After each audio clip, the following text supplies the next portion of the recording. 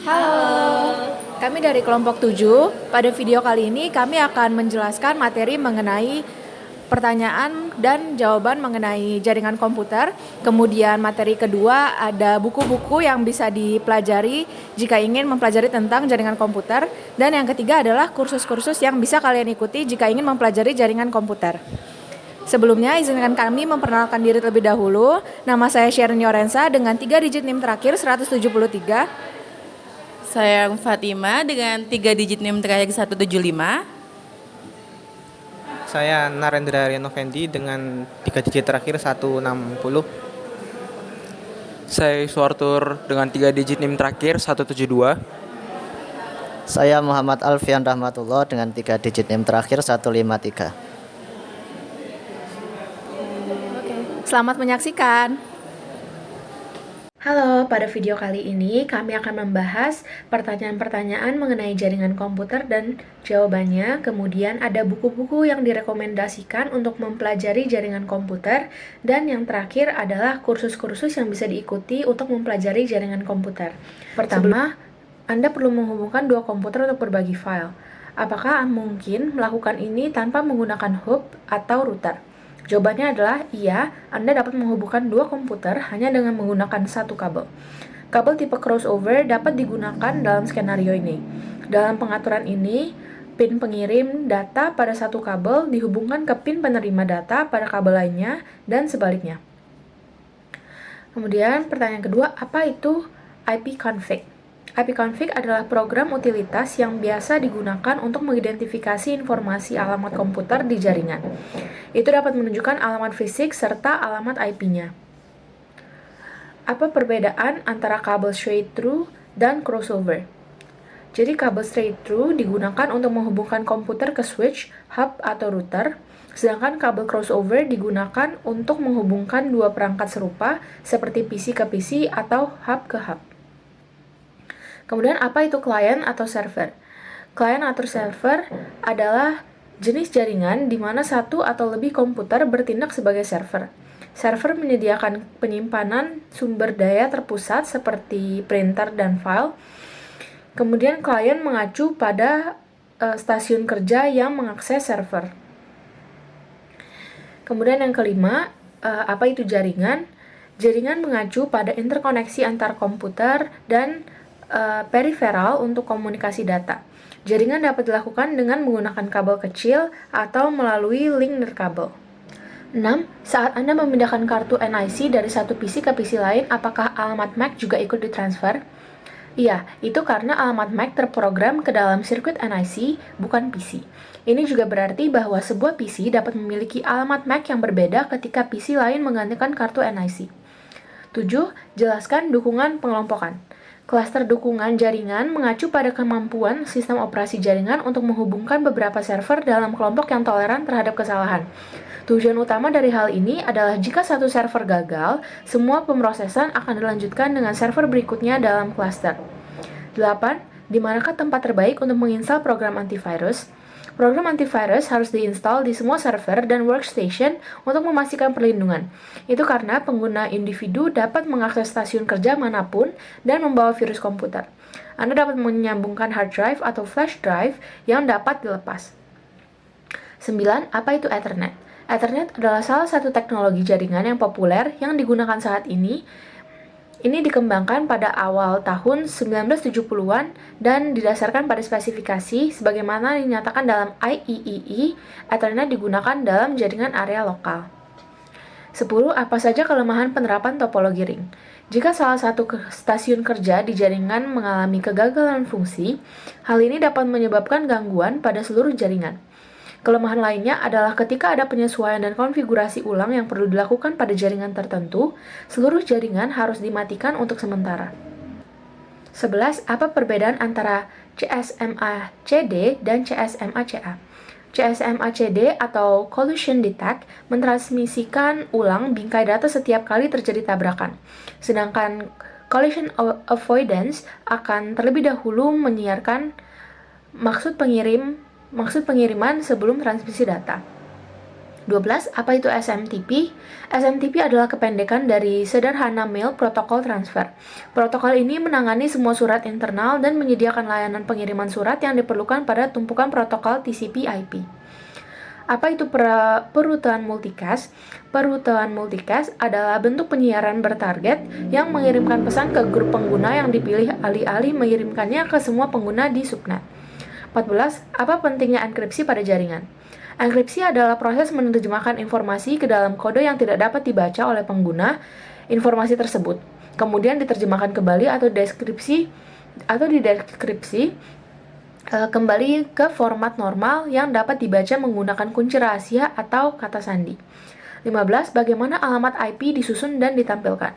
Alamat IP ditampilkan sebagai serangkaian 4 angka desimal yang dipisahkan oleh titik atau titik. Istilah lain untuk pengaturan ini adalah format desimal bertitik. 16. Jelaskan pentingnya autentikasi. Autentikasi adalah proses verifikasi kredensial pengguna sebelum pengguna dapat masuk ke jaringan. Proses ini biasanya dilakukan dengan menggunakan nama pengguna dan kata sandi. Proses ini menyediakan cara yang aman untuk membatasi akses dari penyusup yang tidak diinginkan di jaringan. 17. Apa yang dimaksud dengan mode terowongan? Ini adalah mode pertukaran data di mana dua komputer yang berkomunikasi tidak menggunakan IPsec sendiri. Sebaliknya, gateway yang menghubungkan LAN mereka ke jaringan transit membuat terowongan virtual. Jadi ia menggunakan protokol IPsec untuk mengamankan semua komunikasi yang melewatinya. 18. Apa sajakah teknologi berbeda yang terlibat dalam membangun hubungan WAN? Koneksi analog itu menggunakan saluran telepon konvensional, kemudian yang kedua ada digikoneksi TAL, menggunakan saluran telepon tingkat digital, kemudian yang terakhir adalah koneksi yang dialihkan, menggunakan beberapa rangkaian tautan antara pengirim dan penerima untuk memindahkan data. 19. Jelaskan topologi mesh. Topologi mesh memiliki desain jaringan yang unik di mana setiap komputer di jaringan terhubung satu sama lain. Ini sedang mengembangkan koneksi P2P atau P2Point antara semua perangkat jaringan. Ia menawarkan tingkat redundansi yang tinggi sehingga meskipun satu kabel jaringan rusak, data masih memiliki jalur alternatif untuk mencapai tujuannya. 20. Saat memecahkan masalah jaringan komputer, masalah umum apa yang terkait dengan perangkat keras dapat terjadi? Sebagian besar jaringan terdiri dari perangkat keras. Masalah di area ini dapat berkisar dari hard drive yang tidak berfungsi, NIC yang rusak, dan bahkan startup perangkat keras. Konfigurasi perangkat keras yang salah juga merupakan salah satu penyebab yang harus diperhatikan. 21. Bagaimana cara memperbaiki masalah redaman sinyal? Cara umum untuk mengatasi masalah tersebut adalah dengan menggunakan repeater dan hub karena akan membantu meregenerasi sinyal dan mencegah hilangnya sinyal. 22. Bagaimana protokol konfigurasi host dinamis membantu administrasi jaringan?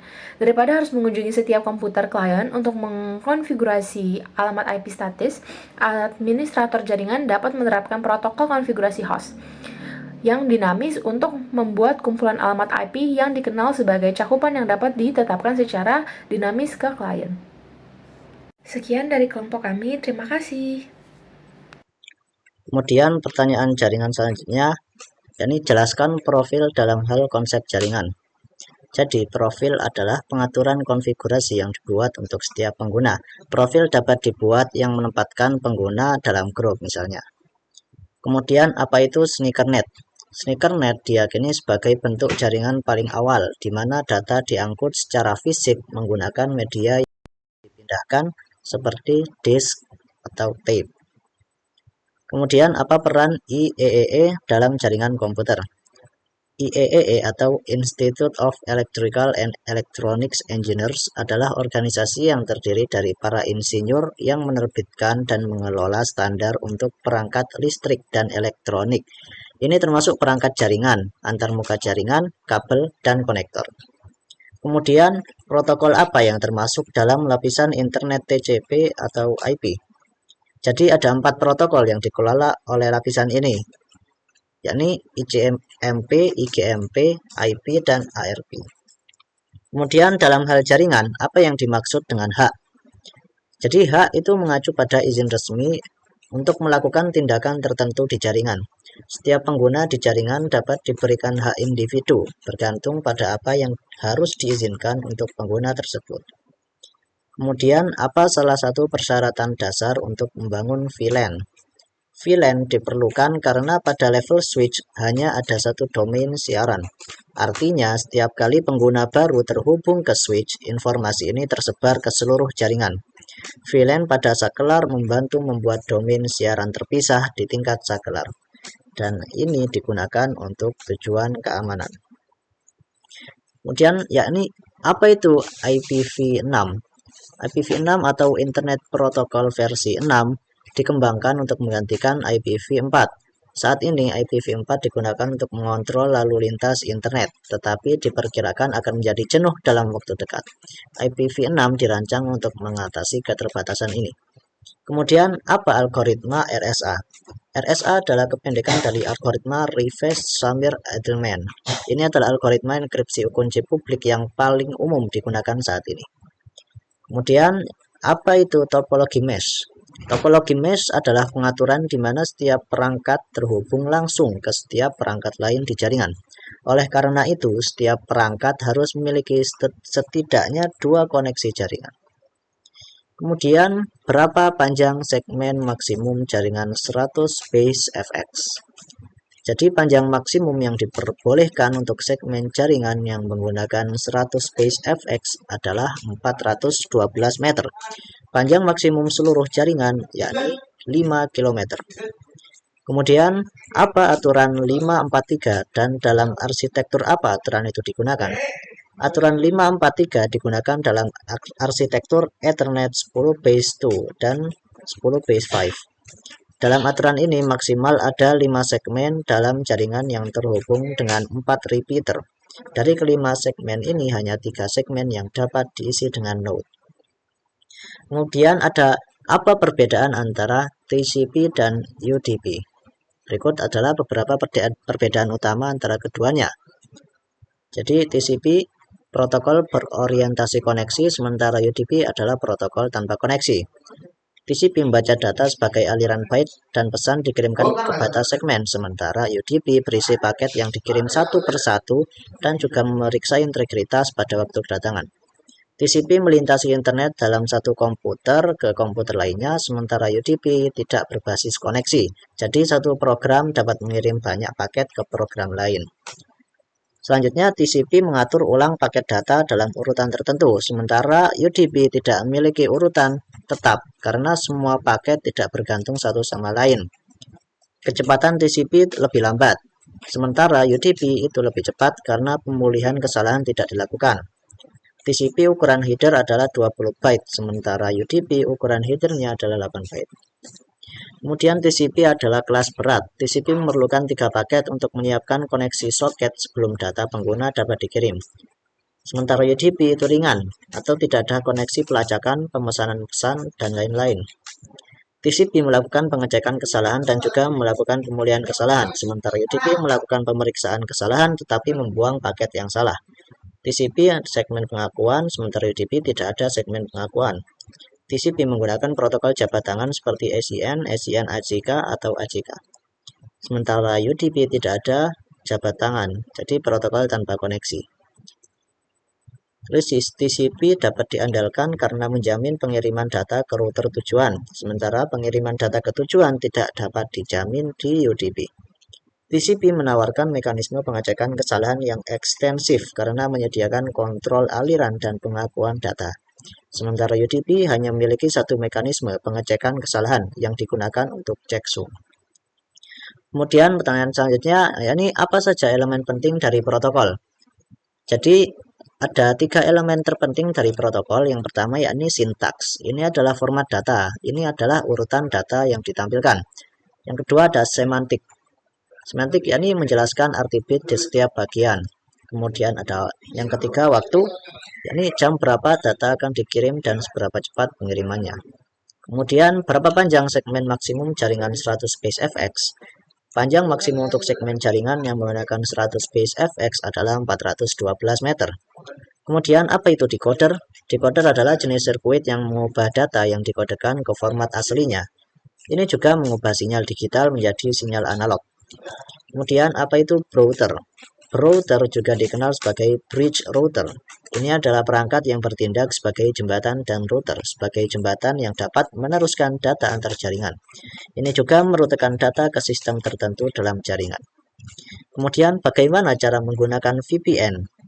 Dengan menggunakan Virtual Private Network (VPN), pengguna dapat terhubung ke jaringan organisasi, perusahaan korporat, lembaga pendidikan, ataupun kantor pemerintahan.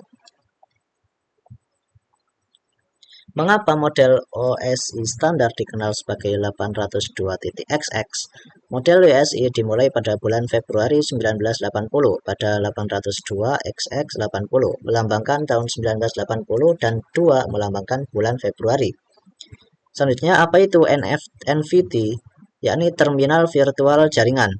NVT adalah perangkat aturan yang telah ditentukan sebelumnya untuk interaksi terminal virtual yang sangat sederhana. Terminal ini membantu Anda memulai sesi telnet. Kemudian, apa rute sumbernya? Rute sumber adalah urutan alamat IP yang membantu mengidentifikasi rute datagram.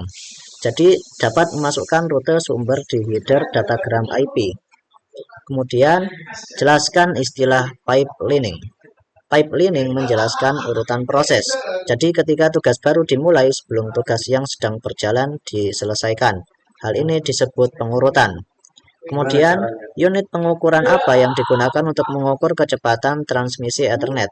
Jadi kecepatan transmisi Ethernet sebagian besar diukur dalam Mbps. 25. Oke, jadi di sini nomor 113. Berapa panjang maksimum kabel T-net? Panjang maksimum kabel T-net itu adalah 185 meter. Selanjutnya, kabel manakah yang disebut juga sebagai kabel RG8? Kabel T-net ini juga disebut sebagai kabel RG8. 115. Apakah kabel koaksial masih digunakan di jaringan komputer? Jawabannya itu tidak. Saat ini kabel koaksial tidak lagi digunakan dalam jaringan komputer. Kabel manakah yang menggunakan konektor RJ11? Nah, sebagian besar kabel telepon sekarang masih menggunakan kabel konektor RJ11. Selanjutnya, jelaskan host multirumah. Host multirumah adalah host yang memiliki banyak antarmuka jaringan dengan beberapa alamat IP yang disebut host multi-home.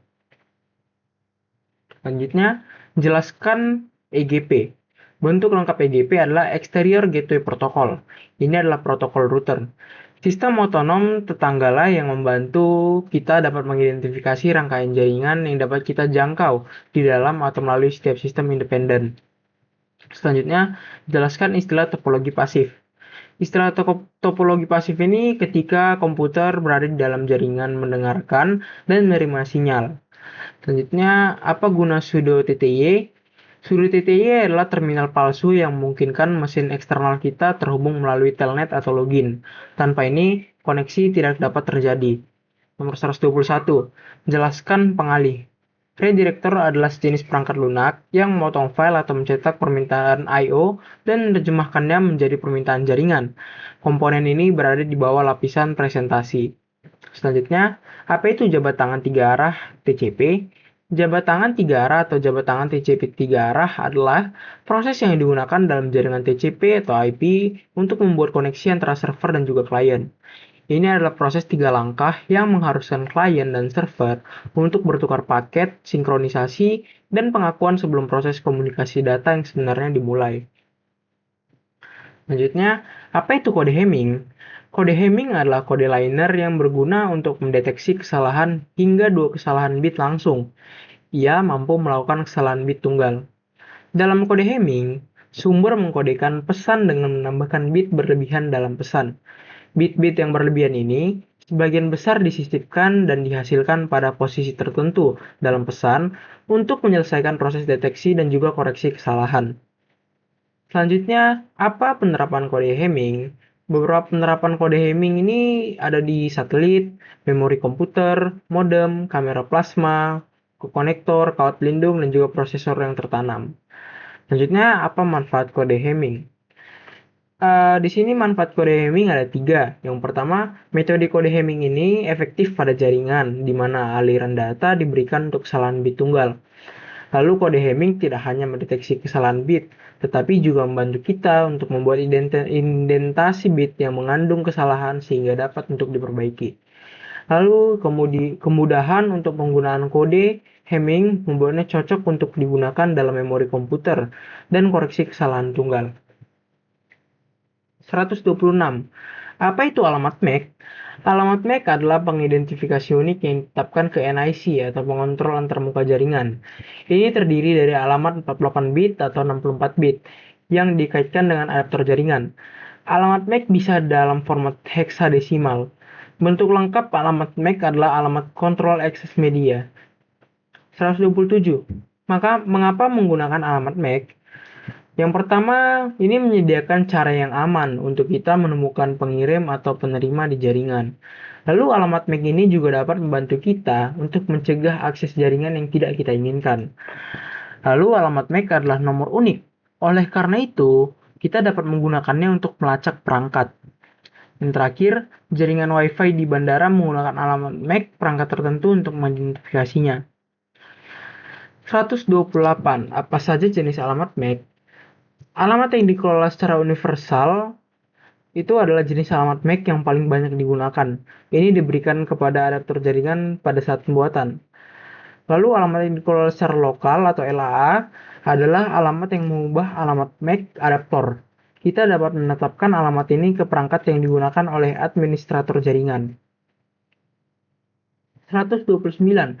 Apa perbedaan penting antara alamat MAC dan alamat IP? Alamat MAC di sini adalah singkatan dari alamat Control Access Media, sedangkan alamat IP adalah protokol internet atau internet protokol. Alamat MAC terdiri dari 48 bit, sedangkan alamat IP terdiri dari 32 bit. Lalu alamat MAC bekerja pada lapisan tautan model OSI, sedangkan alamat IP berfungsi pada lapisan jaringan model OSI. Alamat MAC juga disebut sebagai alamat fisik, sedangkan alamat IP disebut sebagai alamat logis. Kita dapat mengambil alamat MAC perangkat apapun menggunakan protokol ARP, sedangkan kita dapat mengambil alamat MAC dari protokol RARP perangkat apapun pada alamat IP. Untuk kelas tidak digunakan dalam alamat MAC, sedangkan pada alamat IP itu ada IP44 penggunaan kelasnya ABCD dan juga E. Selanjutnya, apa itu analog signal? Sinyal analog atau analog signal adalah sinyal kontinu di mana satu kuantitas yang bervariasi terhadap waktu mewakili variabel berbasis waktu lainnya. Sinyal semacam ini bekerja dengan nilai fisik dan fenomena alam seperti gempa bumi, frekuensi, gunung berapi, kecepatan angin, berat, pencahayaan, dan lain-lain. 131. Apa itu digital signal? Digital signal atau sinyal digital adalah sinyal yang digunakan untuk mempresentasikan data sebagai rangkaian nilai terpisah pada titik waktu manapun. Itu hanya dapat mengambil salah satu dari sejumlah nilai tetap. Jenis sinyal ini mewakili bilangan real dalam rentang nilai yang konstan. 132. Apa perbedaan antara sinyal analog dan digital? Sinyal analog ini adalah sinyal kontinu yang mewakili pengukuran fisik. Sedangkan sinyal digital adalah sinyal yang dipisahkan waktu yang dihasilkan menggunakan modulasi digital. Lalu sinyal analog dilambangkan dengan gelombang sinus, sedangkan sinyal digital dilambangkan dengan gelombang persegi. Sinyal analog menggunakan rentang nilai berkelanjutan yang membantu kita mempresentasikan informasi. Sedangkan digital signal menggunakan discrete 0 dan juga 1 untuk mewakili informasinya. Lalu untuk bandwidth sinyal analog ini rendah, sedangkan bandwidth untuk sinyal digital itu tinggi. Perangkat keras analog tidak pernah menawarkan implementasi yang fleksibel, sedangkan perangkat keras sinyal digital menawarkan fleksibilitas dalam implementasinya. Dan sinyal analog ini cocok untuk transmisi audio dan juga video, sedangkan digital sinyal cocok untuk komputasi dan elektronika digital. Lalu yang terakhir, sinyal analog tidak menawarkan jangkauan yang tetap, sedangkan digital sinyal mempunyai jumlah yang terbatas, yaitu 0 dan juga 1. 133. Apa itu MAN? Metropolitan Area Network atau MAN terdiri dari jaringan komputer di seluruh kota, kampus perguruan tinggi, atau juga wilayah kecil. Jenis jaringan ini lebih besar daripada LAN, yang sebagian besar terbatas pada satu gedung atau situs. Tergantung pada jenis konfigurasinya, jenis jaringan ini memungkinkan kita untuk menjangkau area dari beberapa mil hingga puluhan mil. 134. Apa itu modem?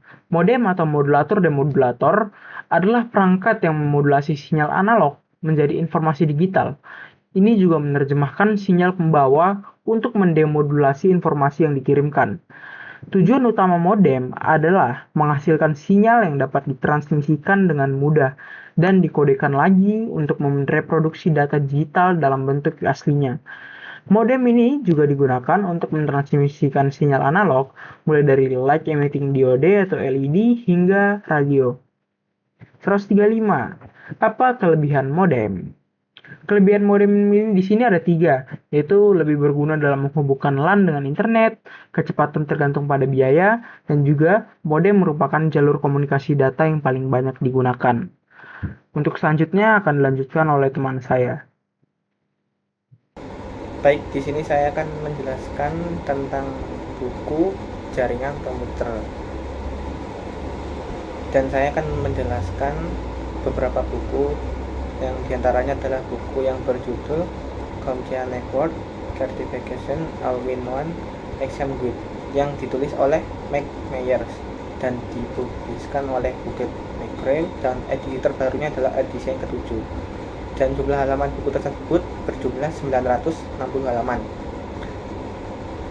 Buku tersebut adalah buku panduan lengkap untuk memahami dasar-dasar jaringan komputer serta mempersiapkan diri menghadapi sertifikasi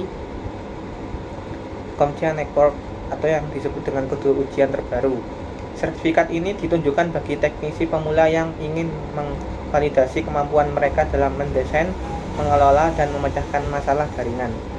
Buku ini mencakup semua elemen penting jaringan komputer, dimulai dari pengenalan konsep jaringan seperti topologi, protokol komunikasi, pengalaman IP, dan model OSI, hingga pembahasan perangkat keras jaringan seperti switch, router, kabel, dan access point.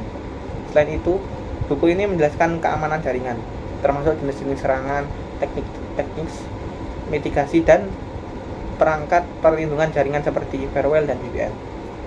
Di bagian lain, buku ini membahas tentang operasi dan manajemen jaringan, seperti monitoring, performa dokumentasi, serta disaster recovery. Materi tentang virtualisasi, cloud computing, dan konsep jaringan modern juga dimasukkan untuk memastikan pembaca siap menghadapi tren teknologi masa kini. Sebagai perlengkap, buku ini menyajikan teknik troubleshooting jaringan, alat bantu diagnosis, dan simulasi skenario nyata yang sering dihadapi teknisi jaringan. Ada pula latihan soal, tips ujian, dan strategi belajar yang dirancang untuk membantu pembaca melewati ujian sertifikasi dengan percaya diri. Baik, selanjutnya saya akan menjelaskan bukunya yang berjudul Network Programmability dan Automation yang ditulis oleh Jason Edelman dan dipublikasikan oleh O'Reilly. Edisi terbarunya adalah edisi yang pertama dan jumlah halamannya berjumlah 580 halaman. Buku Network Programmability dan Automation membahas transformasi besar dalam dunia jaringan dari cara tradisional yang manual menggunakan CLI menuju pendekatan modern berbasis kode dan otomasi. Buku ini dirancang untuk membantu network engineer beradaptasi dengan tren baru di mana infrastruktur jaringan dikelola seperti software menggunakan programan API dan tools otomasi. Ini dari buku ini adalah memperkenalkan konsep infrastruktur as code atau LAC untuk jaringan, di mana konfigurasi dan manajemen perangkat jaringan dilakukan dengan script yang bisa diuji, dilacak, dan diulang dengan konsisten. Ya, sini saya akan menjelaskan tentang beberapa kursus jaringan. Di sini saya sendiri menjelaskan tentang 9 kursus jaringan. Yang pertama adalah jaringan CompTIA dari penyedia yaitu udemy.com. Untuk harga berkisar $16. Lalu untuk durasi video itu 14,5 jam tergantung dari permintaan pengguna. Lalu Kursus ini menawarkan keseimbangan yang tepat antara wawasan teknis dan penjelasan yang mudah dipahami bagi pemula, bagi siapapun yang mempelajari dasar-dasar jaringan.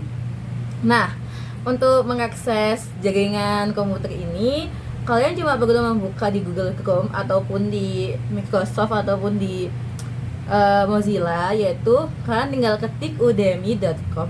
Setelah kalian ketik udemy.com, kalian cari di sana dan kalian pilih yaitu jaringan CompTIA.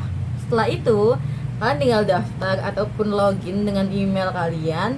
Lalu kalian bisa mengakses kursus jaringan ini. Yang kedua adalah bit dan bytes dari jaringan komputer. Nah, untuk jaringan yang kedua itu gratis, bisa diakses oleh siapa saja.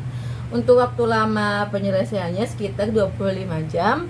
Lalu memahami bagaimana prinsip-prinsip dasar jaringan yang terhubung dengan teknologi cloud di dunia nyata dengan alur yang terstruktur dan konten yang mudah dipahami. Untuk kursus jaringan yang ketiga yaitu dasar-dasar jaringan oleh Coursera. Nah, untuk kursus jaringan yang ketiga ini juga gratis dan lama pengajarannya sekitar 15 jam berkonten. Untuk mempelajarinya kita berfokus tentang dasar istilah dan konsep jaringan komputer yang akan dipelajari meliputi jaringan dan layanan komunikasi, berlapis arsitektur, kontrol kesalahan, dan proyek khusus dasar jaringan komunikasi. Untuk mengaksesnya, kalian tinggal buka di Google Chrome Coursera, kalian ketik Coursera, lalu kalian pilih dasar-dasar jaringan komputer. Untuk yang keempat yaitu ada esensi jaringan komputer server. Untuk di sini yang esensi jaringan komputer itu tuh ada uji coba gratis selama 1 bulan, lalu durasi pengajaran sekitar 1 jam 48 menit, dan mempelajari tentang dasar-dasar jaringan komputer meliputi tujuan hidup sebuah jaringan, alamat jaringan, dan bagian-bagian dalam jaringan. Untuk yang kelima, kalian akan mendapatkan kursus pengantar jaringan untuk pemula yang lengkap di Udemy. Lama durasi pembelajaran sesuai permintaan pengguna. Lalu ini tuh gratis dan mempelajari tentang pengetahuan dasar tentang Microsoft Windows, kursus jaringan, dan konten video daring yang menarik. Lalu untuk proses pendaftarannya, kalian bisa buka halaman kursus Udemy, lalu kalian pilih pengantar jaringan dan klik tombol beli, lalu kalian daftar dan kalian bisa gunakan. Untuk yang keenam, ada pengantar komputer network untuk non-teknis di Udemy juga. Durasi pembelajarannya sekitar 18 jam. Lalu untuk pengantar komputer network ini dia berbayar sekitar 30 US dollar. Lalu dia mempelajari tentang dasar komputer. Dan untuk cara mendaftar, kalian bisa kunjungi Udemy juga. Kalian bisa kunjungi Udemy, kalian buka halaman Udemy, lalu kalian ketik pengantar komputer network untuk non-teknisi di halaman Udemy. Setelah itu klik tombol beli, klik tombol daftar, dan kalian bisa mengakses kursus. Untuk yang nomor 7, yaitu ada komputer network dari awal. Untuk durasi pengajarannya sendiri, kalian bakalan dapat 3 jam 28 menit berbasis uji coba gratis dan mempelajari tentang dasar-dasar jaringan komputer, topologi jaringan, dan dampaknya terhadap kinerja, memahami ketujuh lapisan secara detail. Lalu untuk cara mendaftar, kalian tinggal buka komputer network dari awal di halaman kursus Skillshare. Kalian daftar akun, setelah itu kalian dapat memulai kursus. Untuk yang kursus ke-8, kalian akan mempelajari tentang pelajari dasar-dasar jaringan dan pemecah masalah jaringan oleh Udemy. Berkisaran 1 jam 45 menit, harganya juga berkisar 12 US dollar. Mempelajari tentang jaringan internet, konfigurasi router, dan yang terakhir internet router. Cara mendaftar yaitu kunjungi pelajar dasar-dasar jaringan di Udemy, lalu klik tombol daftar. Setelah itu kalian dapat mencoba kursus kalian. Yang kesembilan dan yang terakhir, dasar-dasar spesialis keamanan jaringan komputer. Sekitar pengajarannya itu 4 bulan dan ini gratis. Lalu dia mempelajari tentang pengetahuan bahasa pemrograman tingkat tinggi, perintah dasar sistem Unix, dan lain-lain. Cara mendaftar, kalian buka halaman Coursera, lalu klik daftar dan kalian dapat mencoba kursus kalian. Silakan mencoba. Sekian dari kelompok kami. Terima kasih sudah menyaksikan. Dadah. Dadah.